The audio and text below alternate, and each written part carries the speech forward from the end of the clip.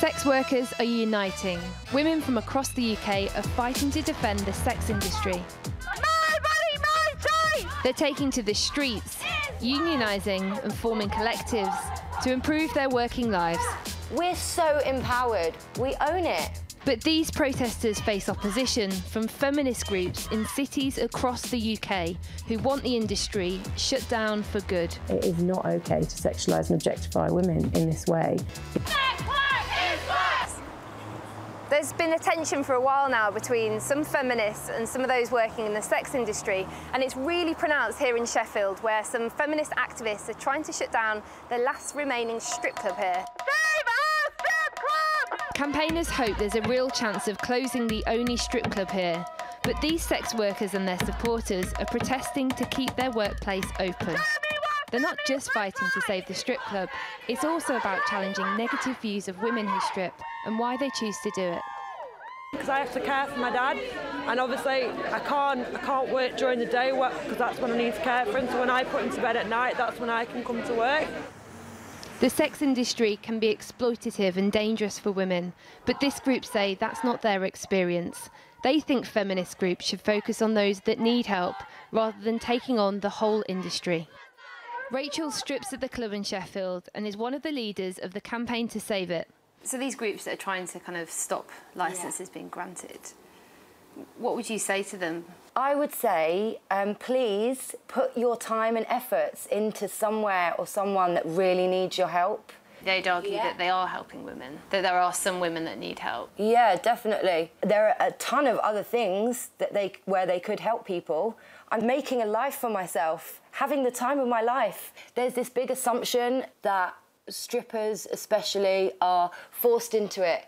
They're druggies, they're being objectified, they're demeaned, they're victims. We're so empowered, strutting our stuff in our shoes. And if I have the confidence and the courage to use my body, then why should anybody have the right to take that choice away from me? The strippers protesting say what they do with their bodies is their individual choice, but those against it say that choice has a negative impact on how all women are treated in society. The debate has laid bare a fault line in modern feminism and who decides what women can do with their bodies. We're about to go and meet someone who the protesters and the dancers are trying to appeal to. It's somebody on the other side of the debate that wants to close strip clubs for good. The Women's Equality Party fights for women's rights in the UK and has set its sights on strip clubs.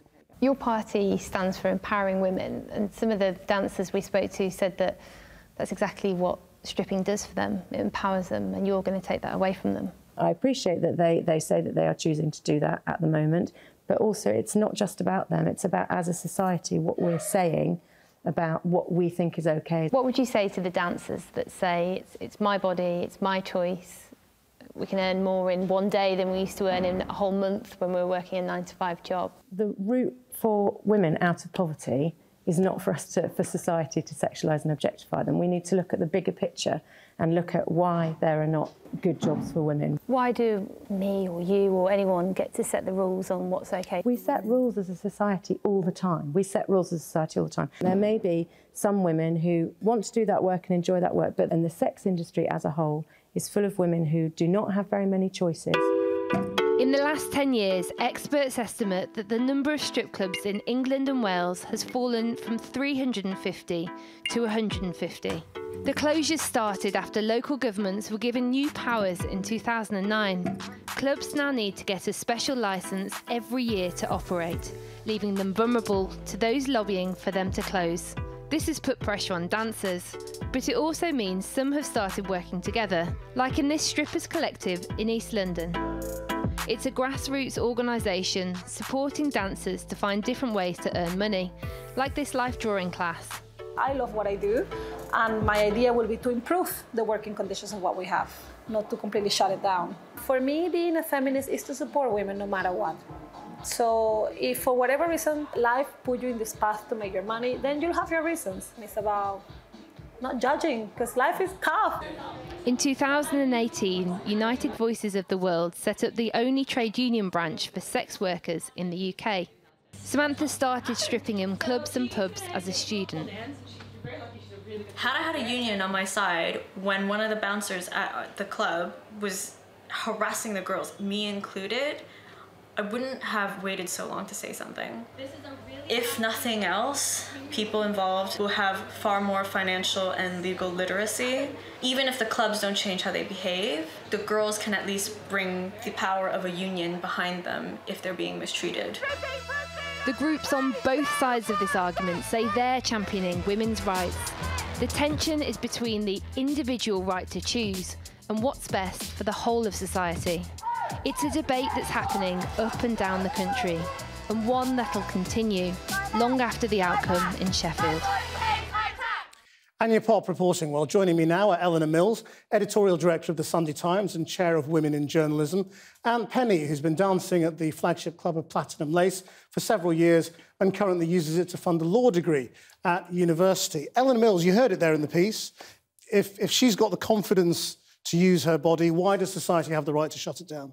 Well, I don't think it's just about what she wants to do with her body, because there's actually rather a lot of evidence that strip clubs have a really bad effect on the women who live around them. So there were some interesting figures in Camden Town in London, which is actually where I live, which showed that incidents of sexual assault had gone up 57% and incidents of rape 50% since in the time from during which the strip clubs and the lap dancing clubs were there. There's a Spearmint Rhino and a Secrets. And I think there's also rather a big pattern of evidence from America that women are at more risk of harassment and of unwelcome sexual attentions. So you think it's bad for women in general? So I'm saying, of course, they may want to earn a living, and I'm all about women being able to do what they want to do with their own bodies. I think there's a bigger argument about society more broadly, which is if you have these places where women are seen and objectified and treated in a very sexual way, that has a knock-on effect for all the women in the surrounding area, which is not fun. Penny?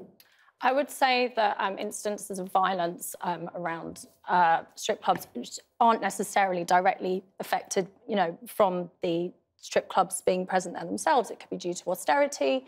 It could be due to all sorts of factors. That's not what the research shows, actually. OK, well, I haven't actually seen that research, but all I know is that as somebody who actually works in these environments, it's a hospitality and sales environment, and everybody who comes in has a good time and feels quite empowered and is actually able to let off steam. And I would be surprised if people then left the club and then committed acts of violence. I would think they generally have just had a good time. I mean, isn't the point, that in wanting to close them down, you are depriving them of a means of making a living they've chosen? No, but there are other ways that you can make a living, and I'm sure that there are particular pockets of the UK as well where these kinds of clubs have been allowed, so Soho, those kind of places, where perhaps you allow them in a kind of smaller... So you think that's a better idea? Well, what I don't like, and I think there's a lot of evidence to show, is that if you have these kind of sex clubs in residential areas, in Camden, they were around where people were living. The quality of life for the women in that area who have not chosen to make a living by stripping goes down dramatically, and that, I think, is a real problem. You could say that about any club, but I feel that if you look across London's and indeed the UK, the nighttime economy has really been suffering. And actually the nighttime economy, which is late-night bars, late-night clubs, restaurants, is just important and integral to communities and the functioning of the city as, say, the usual daytime 9-to-5 economies. You shouldn't be trying to shut things down. I'm not trying to shut down normal nightclubs, bars, restaurants. I'm all in favour of that. What I'm trying to shut down is places where people go to pay to watch women take their clothes off, to be sexually aroused by people stripping down to their underwear. Because I think that when they then come out, the way that they view other women in society is really negative. I've got teenage daughters. I don't particularly want them walking down a street near my house where men have come out of a highly sexualised atmosphere where all of that is condoned, and then to feel that they can behave like that on the street. And that is what the evidence shows that men do when they come out of those places. Why else is there an increase in harassment and rape and indecent assault around those clubs? I think that argument's completely unresponsible. With the actual clubs that you're looking at, a lot of the licensing, because I've been to SEV licensing hearings myself, I've looked into the regulations which surround, say, promoting clubs, and they're not allowed to have indecent photographs outside. Usually it's just literally the name written across, you know, some branding, some information about drinks prices. A lot of clubs now are very, very discreet. They also employ a lot of security as well. And so, if anything, these security guards will probably could make that particular part of the street even safer. Yeah, but what do you think happens when clubs get closed down? What happens to the industry? Does it just go away and stop happening, or does it get driven somewhere else? Does it go online? There are places where there are sort of undercover strip clubs, as it were, and then you can also do private parties, which is presumably much more dangerous. It is a lot more dangerous, but it's also about not just the dancers. We're talking about my club, for example. It's in Piccadilly Circus, and it employs easily around 200 people in security guards, managers, waitresses, and all of them have families to feed.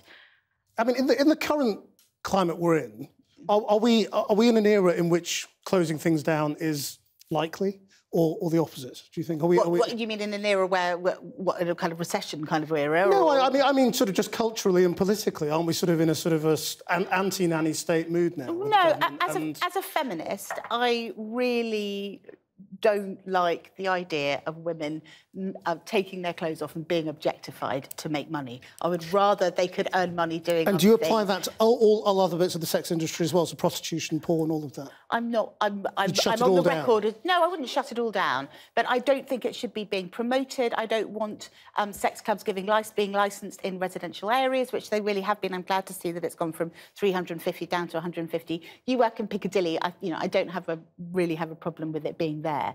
It's more the way that they spread out into all sorts of residential and kind of suburban areas. And I do think that the knock-on effects for other women in the community who haven't chosen to do what you do is really negative.